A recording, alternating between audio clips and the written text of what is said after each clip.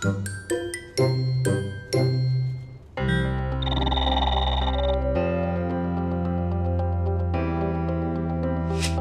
workers with disabilities are hired for a job at your workplace, you're responsible for the safety of all the workers, including those with disabilities. But let's face it, it's a difficult task to both integrate them effectively into the workplace in the fairest and most impartial manner, and at the same time ensure their safety. As a manager, I'm concerned about the well-being of all my employees.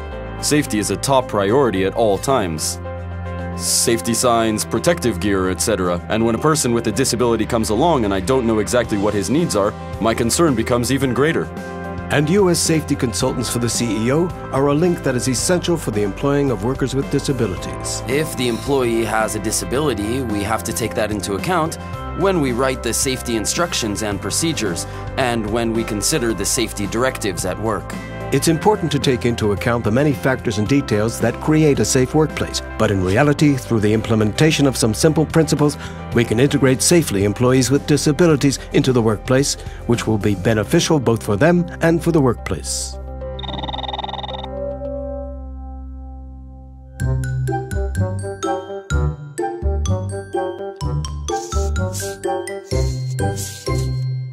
So that you could easily identify possible risks, the Israel Institute for Occupational Safety and Hygiene developed 2 tools to assess risks for employees with disabilities: an environmental risk survey and a job safety analysis of the specific task or workstation. The environmental risk survey includes the following parameters: a safe and accessible path from the parking lot or from the public transport stop all the way to the employee's workstation. The identification of any work environment conditions that could cause hindrance or injury to a worker. Risks that are unique to workers with disabilities during an emergency. Adapting sanitary facilities, kitchen and dining room for workers with physical and sensory disabilities.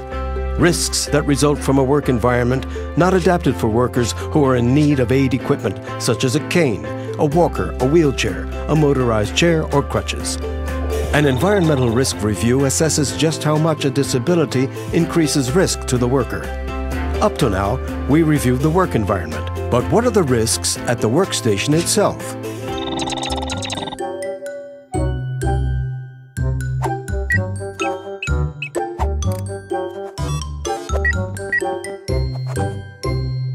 The Israel Institute for Occupational Safety and Hygiene has developed a tool.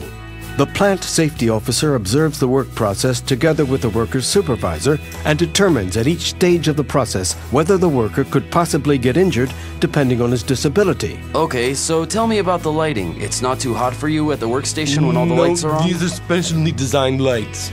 The most important thing is to find a suitable solution to reduce the risk down to the level of acceptability. In many cases, after the analysis process and an accurate match between worker and job, it becomes obvious that a given workstation does not pose risks for a worker with disabilities. The best solution for the work environment is to create work standards considering here by the worker's needs and the work objectives and matching them together. Because they are more concentrated on the task, more attentive, and even more disciplined, they are also more cautious as far as the risks are concerned. He becomes more professional, he becomes more efficient, he is more loyal to his workplace, he has a sense of belonging at the workplace. But still, Mr. Safety Officer, no matter how much you know about safety in general, you might lack the understanding of the specific worker's disability.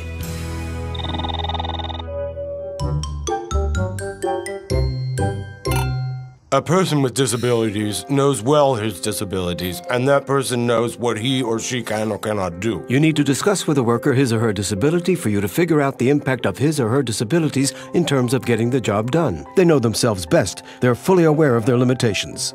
As long as I don't have to get up, walk around, or do something that requires a lot of rapid movement, then I'm fine. It's always necessary to evaluate the environmental risk survey jointly with the workers and go over the job safety analysis form with them. This is a delicate issue. Sometimes it is an invasion of personal space. Sensitivity and relevance are highly important, but it's always best to be direct and straightforward. To speak frankly, without prejudice or pity or patronizingly, and without fear. Don't avoid what must be discussed, but do it with respect. In the discussion, the main thing is to bring things out and in the open clearly. For the employer, if she or he considers all the aspects at the very beginning, it will be easier for her or him to ensure that she or he has got an efficient employee. He will know in advance how to prepare. In my opinion, this is the best way for proper workers' integration.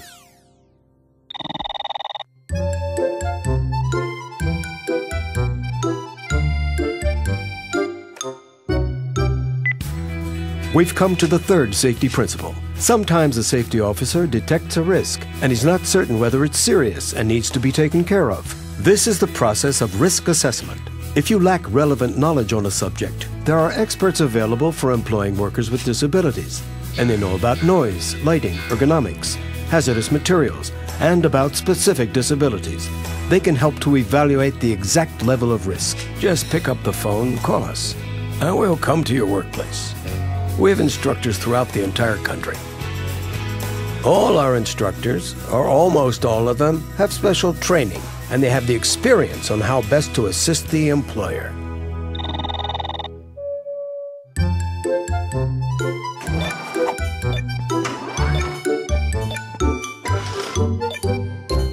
Now what? How to identify safety adjustments to meet accessibility requirements so that the worker can work safely. The solutions can be subdivided into 4 main types.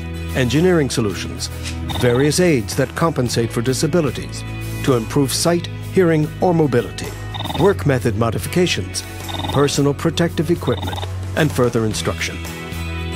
Here are some examples from the field.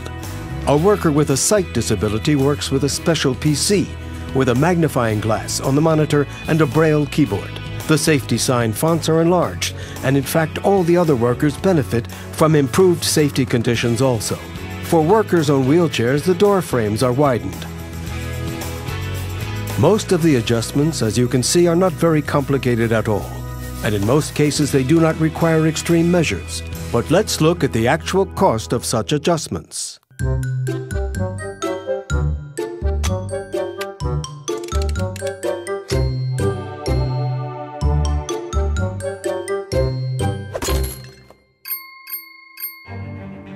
Naturally, adjustments cost money, but some of the costs are reimbursed by the government, and that definitely helps. Besides that, most of the investment is eventually returned through workers' productivity. Let's sum up the principles. Worker risk factors detection, sharing concerns and speaking directly with the worker, evaluating risk and consulting experts if necessary, and implementing solutions for unacceptable risks. The professionalism of the staff and their help with these accessibility solutions have taken me to places I thought I would never be able to reach. The contribution of workers with disabilities to the company where they work is exceptional and significant. And what is most important, just a small investment can yield great changes. It works, and it works very well. I wish for every business owner to employ workers with this level of motivation, commitment, caring, appreciation, and giving. You don't find these things everywhere. You, the safety officers, are an essential link. Your knowledge, experience, and goodwill can open doors for many workers with disabilities to enable them to become efficient and loyal workers, to do a job suited to their true capabilities. This way, you help the workplace to employ employees who are truly excellent and dedicated. So, Mr. Safety Officer, safety for all workers, including those with disabilities, is not only a duty, it's also a privilege to bring about a real improvement in someone's life, and it's entirely within your power. So, safe employment of workers with disabilities is possible, and it works well.